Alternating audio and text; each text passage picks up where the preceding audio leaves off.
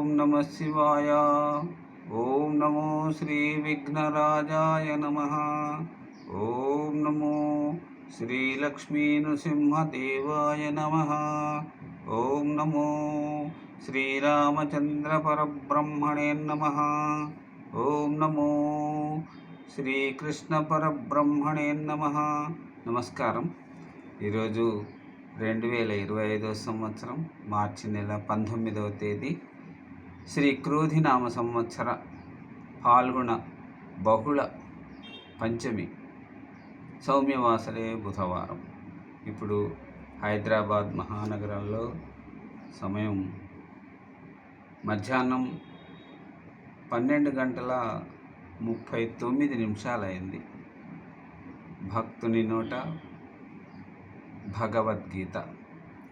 ఈరోజు సంఖ్య 0025 అనగా 25వ రోజు. ఈ 25వ రోజు మనం శ్రీమద్ భగవద్గీత తృతీయ అధ్యాయంలో 11వ శ్లోకం నుంచి 15వ శ్లోకం వరకు పారాయణం చేసుకొని వాటి తాత్పర్యములను తెలుసుకొని ఆనందిద్దాం. ఓం నమో శ్రీకృష్ణ పరబ్రహ్మణే నమః. ఓం నమో శ్రీకృష్ణం వందే జగద్గురు. 11వ శ్లోకం. దేవాన్ భావయతానేన తే దేవా భావయంతు వా పరస్పరం భావయంతః శ్రేయః పరమావాప్స్యథా. ఈ 11వ శ్లోకం తాత్పర్యం ఇట్లా ఉన్నది. ఈ యజ్ఞాల ద్వారా మీరు దేవతలను తృప్తిపరచండి, దేవతలు మీకు తృప్తిని కలిగిస్తారు. ఇలా అన్యోన్యాచరణల ద్వారా శ్రేయస్సును పొందండి. 12వ శ్లోకం. ఇష్టాన్ భోగాన్ హివో దేవా దాస్యంతే యజ్ఞభావితా తైర్దత్తాన ప్రదాయేభ్యో యో భోంక్తే స్థేన ఏవ సహా. అంటే మీరు చేసే యాగాల వల్ల దేవతలు తృప్తి నొంది మీ కోరికలను తీరుస్తారు.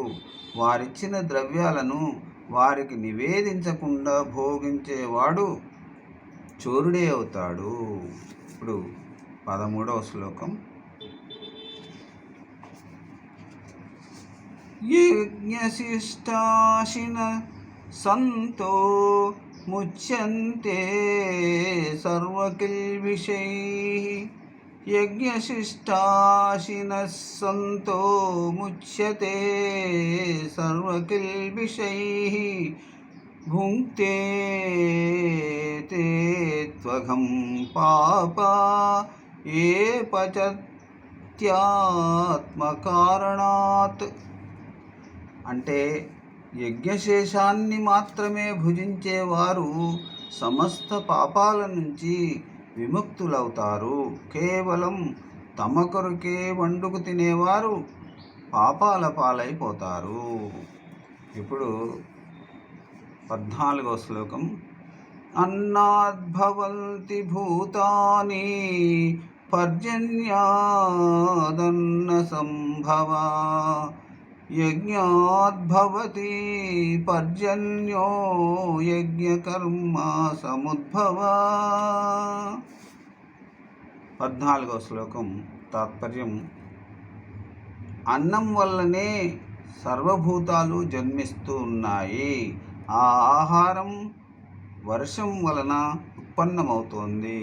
ఆ వర్షం యజ్ఞం వలన, ఆ యజ్ఞం కర్మల వలన ఏర్పడుతూ ఉన్నాయి. ఇక ఈనాటి చివరి శ్లోకం 15వ శ్లోకం. కర్మ బ్రహ్మోద్భవం విద్ధి బ్రహ్మాక్షర సముద్భవం తస్మాత్ సర్వగతం బ్రహ్మ నిత్యం యజ్ఞే ప్రతిష్ఠితం. అంటే ఈ 15వ శ్లోకానికి తాత్పర్యం, కర్మలు వేదాల వల్లను వేదాలు పరమాత్మ వల్లను సంభవించాయి. అందుచేత అంతటా వ్యాపించిన బ్రహ్మము ఎల్లప్పుడూ యుగాలలో ప్రతిష్ఠించబడి ఉంటుంది. ఓం నమో కృష్ణం వందే జగద్గురుం. ఈనాటి భగవద్గీత పారాయణం ఇంతటితో సమాప్తం. తిరిగి మరల రేపు పాడుకొని ఆనందిద్దాం.